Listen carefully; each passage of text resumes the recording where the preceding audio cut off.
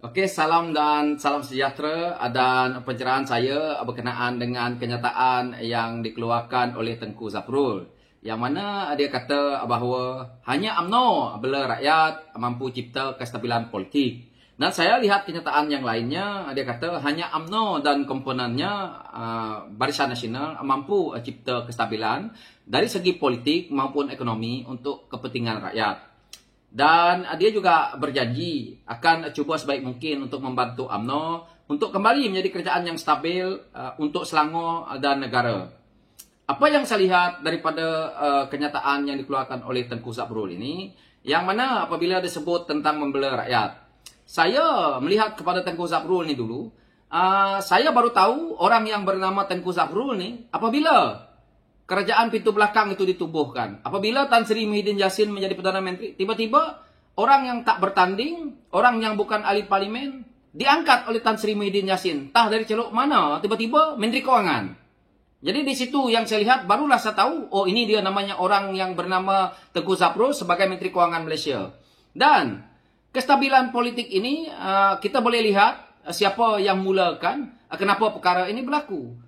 Jadi apa yang dia nak kata, UMNO membela rakyat dan Tengku Zafrul berada dalam UMNO, pergi saja ke parti UMNO tu, tunjukkan apa yang kamu boleh buat untuk rakyat, tetapi tidak perlu nak cerita tentang UMNO membela rakyat. Kalau UMNO membela rakyat, saya percaya, ini bukan isu nak cerita resis ataupun perkaumannya, tetapi saya rasa dah ramai anak Melayu, Felda-Felda, dah kaya raya hari ini.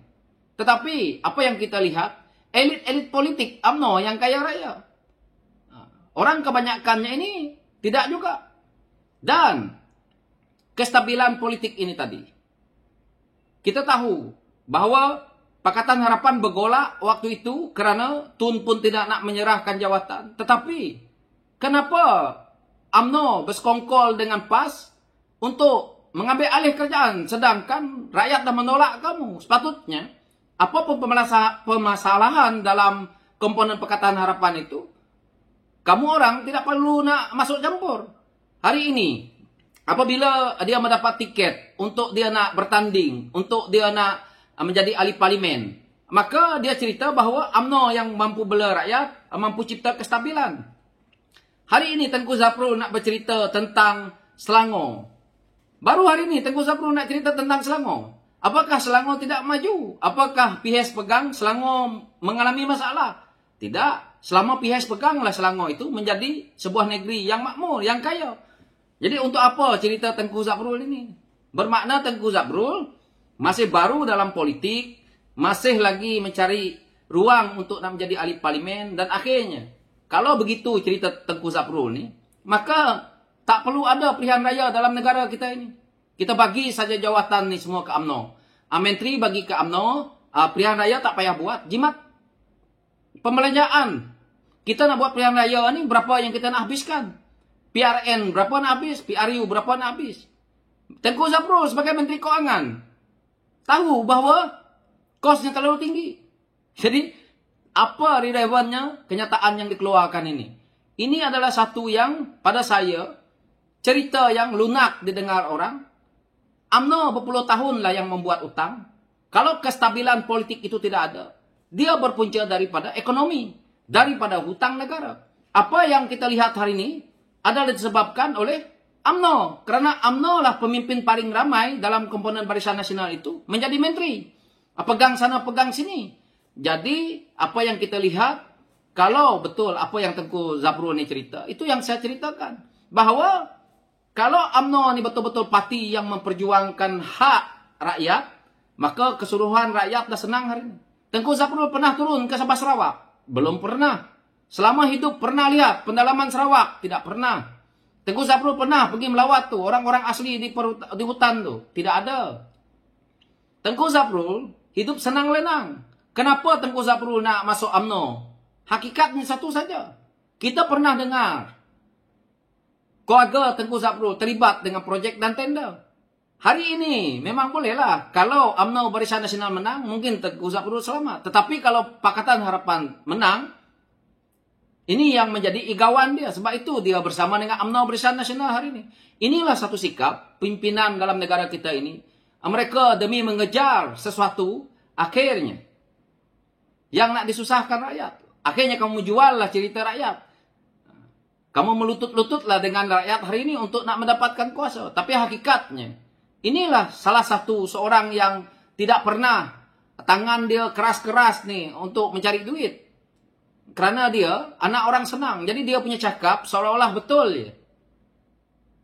Kita rakyat jangan terpedaya dengan hujah-hujah yang seperti ini. Kerana hujah yang seperti inilah mereka gunakan mereka punya kekuasaan, mereka menggunakan pengaruh mereka untuk mereka menang dalam pilihan raya, untuk mereka boleh lagi mengekalkan kuasa. Tetapi yang kita rugi sekali adalah 5 tahun berlanjutan lagi, 5 tahun berlanjutan lagi, akhirnya puluhan tahun negara ini rosak disebabkan oleh pimpinan-pimpinan yang seperti Tengku Zafrul ni lah. Pimpinan yang boleh kita lihat sebagai pimpinan yang agak muda, agak agresif, tetapi bahala tujukan dengan politik yang tidak menguntungkan rakyat.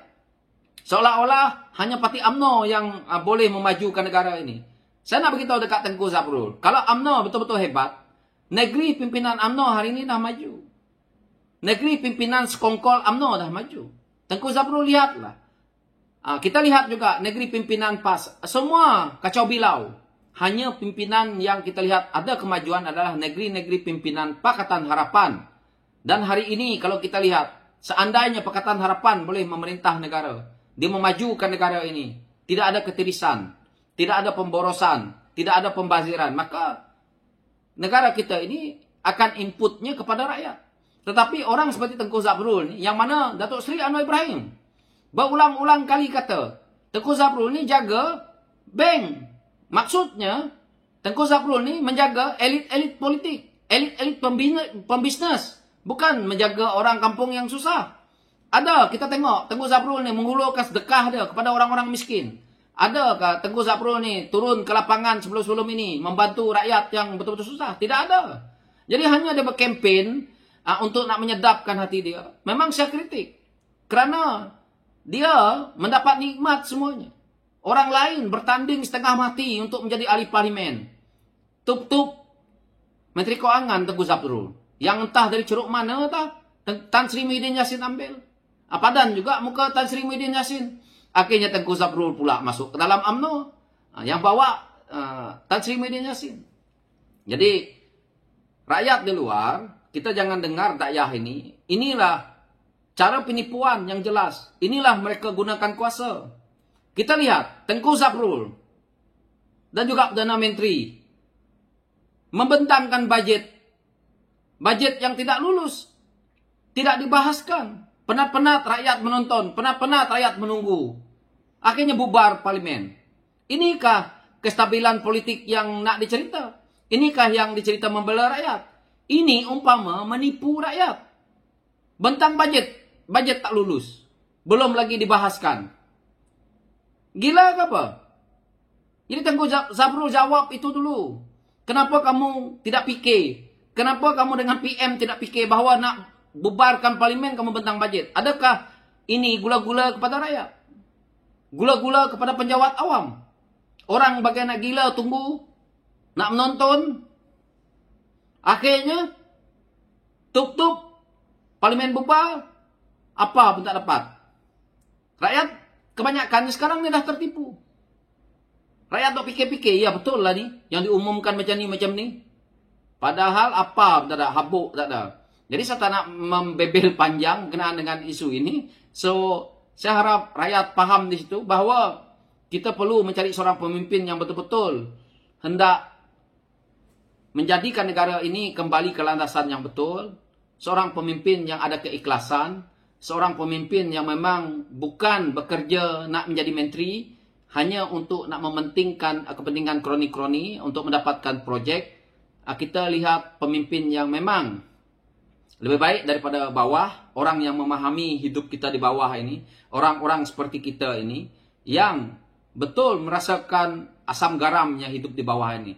Jangan kita cuba-cuba untuk melihat kepada anak-anak kayangan, anak-anak elit politik, anak-anak bangsawan. Kerana kita akan mengalami satu pemalasahan. Mereka tidak akan melihat kita ini. Mereka hanya manis di bibir tapi mereka akan cukup zalim dengan kita. So itu pencerahan saya. Sekian, terima kasih.